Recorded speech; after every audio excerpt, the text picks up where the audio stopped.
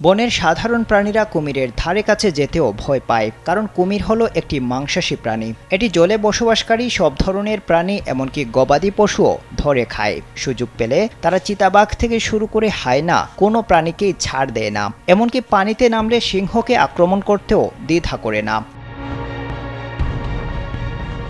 কিন্তু আশ্চর্যজনক হলেও সত্যি, সেই কুমিরের মুখের ভেতর অনায়াসে ঢুকে পড়ে একটি পাখি। তারা খাবার সংগ্রহ করে কুমিরের মুখ থেকে।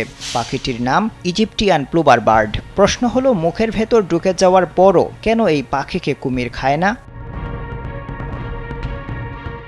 কারণ হলো, কুমিরের শক্ত চোয়াল আছে, তারা খাবার চিবিয়ে খায় না, পুরো শিকারটিকে কামড় দিয়ে ছিঁড়ে অথবা আস্ত গিলে ফেলে।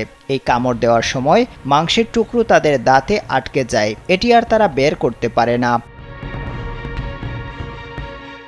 এজন্য খাবার খেয়ে একটা সময় তারা নদীর পাশে এসে বসে থাকে প্লুভার বার্ডের আশায়। এরপর যখনই প্লুভার বার্ড দেখতে পায়, তখন কুমির হা করে বসে থাকে। এ সময় প্লুভার বার্ড কুমিরের মুখের ভেতর ঢুকে দাঁতে আটকে থাকা মাংসের ছোট টুকরোগুলো বের করে খেতে থাকে। এতে কুমিরের দাঁত পরিষ্কার হয়ে যায়। এজন্য মুখের ভেতর ঢুকে যাওয়ার পরও এই পাখিকে কুমির খায় না।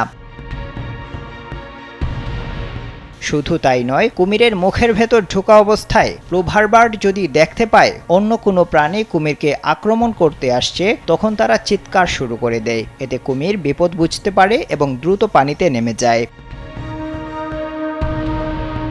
প্লুভার বার্ডের মাথার রং কালো, বুকের কাছে কালো রঙের বলয়ও আছে। দেহের অপরের অংশের পালক এবং লম্বা পা দুটো নীলাভ ধূসর। উড়ন্ত অবস্থায় এদের সৌন্দর্য আকর্ষণীয়ভাবে ফুটে ওঠে। তখন এই পাখিকে সাদাই মনে হয়। মাটিতে নামার পর এরা ডানা প্রসারিত করে এবং একে অপরকে অভিবাদন জানায়।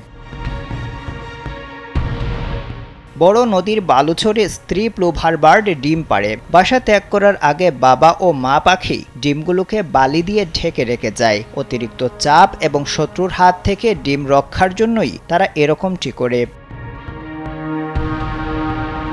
এই পাখির বাচ্চাগুলো অকাল পরিপক্ক হয়। ডিম ফুটে বের হওয়ার পরপরই বাচ্চারা দৌড়াতে পারে, কিছুক্ষণ পর নিজে নিজেই খেতেও পারে। বাচ্চারা মা পাখির উদরীয় পালকে লেগে থাকা পানি পান করে। বাচ্চাকে শত্রুর হাত থেকে বাঁচানোর জন্য বাবা ও মা পাখি এদেরকে বালি দিয়ে অল্প সময়ের জন্য ঢেকে রাখে।